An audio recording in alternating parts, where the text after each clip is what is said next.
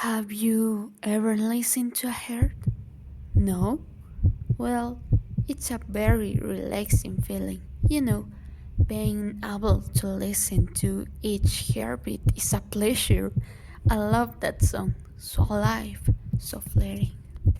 Hi, today I will tell you the story of a girl with a heart and a boy who collected hearts. The king of hearts called him because that girl is me and he collected my heart. It was a rainy day, perfect I will say. It was cold but not enough to freeze you. I loved the rain as much as apparently another guy did too. We were both standing on the sidewalk that was getting more and more soaked with the passing of the minutes. None had an umbrella, but personally, I didn't seem to bother us. We were the only two strangers standing in the rain. So, when he was about to move forward, he turned to me. Oh, wow! There will be no feeling in the world that I can express how I feel when he smiled, and his eyes turned into two thin lines. My stomach almost exploded, make me vomit. He approached it at a slow pace while I was still petrified in my place, admiring his features. When I got close enough, he perched next to me and, in a soft voice, he whispered, "Your books are getting wet, and that one you have there is quite good." Then he took the books in his hands and protected them with his body, and with a simple smile from me as an answer, we both started walking. That, my dears, it was the first time I'd met the King of Hearts. To say that building a pretty strong relationship with a complete stranger in a few months was somewhat chaotic and cliched, but it was, at least for us. The King of Hearts come to own mind with a slow, still so amazing that getting it back will be hell. But hey, let's look on the bright side. I didn't have to because I'm taking it away forever. Funny how appearances can fall so easily. I remember that day. I was quite euphoric and excited because for the first time we will both spend a night together. And before you think it was to make inconsistencies, you're not even close to imagining what happened. I arrived at his apartment early that expected, but it didn't matter. We had known each other for more than 7 months, as he called him, but I didn't think it was like that. He had kissed me, he had hugged me, he had dried my tears, and that I don't consider it as meeting someone. He knew everything about me, and I thought I did too. The day was the best of my life, even if it was the last.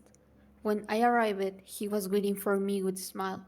Without wasting time, he gave me a tour of his house. It was cozy, very much his. We spent the whole night doing different activities, including, oh my god, he invited me to dance on his terrace under the moonlight, and one point my ears began to pick up a deafening buzz that made me cover them tightly. Then everything began to cloudy, and my legs gave up. I caught myself before I fell, and everything went black. I woke up in terrible pain, something you can imagine. My head was killing me. Everything was spinning, and I had a horrible taste on my mouth. However, something I could hear perfectly was the song, our song, that resounded throughout the room, and he, of course, he was there. That was not my king of hearts. My heart began to beat so hard when I saw that he was approaching. I was afraid, very afraid. He put a blindfold on my eyes. I was tied to a steel platform. My tears did not stop sounding just like the music did. I caressed my skin with his fingers. I was going to die. Everything happened so fast that I could hardly react. It had cut my whole body like a piece of meat. I screamed. I screamed as low as my lungs let me. It hurt like hell. I was dying, the pain was incessant, overwhelming. It marked my body like canvas that was waiting for a work of art. At one point of that torture, I could only hear his slugger. That penetrated my ears, and then I stopped listening. I was going to die at that moment, but first, he sprinkled water on my face, made me wake up. And he removed the blindfolded me, then placed a soft kiss on my sweet-soaked forehead and left the room, to which he returned a little while later, with a bottle on his hands. It was big. He walked around the room while I was blaring and dying. He approached a small closet, which he opened, and inside were nothing more and nothing less than encapsulated hearts. Tonight, you will be part of my 3 autumns, like all of them who could not make spring arrive, he said. I spent my last moments regretting having gone to the library that day, of having fallen into his eyes. I died.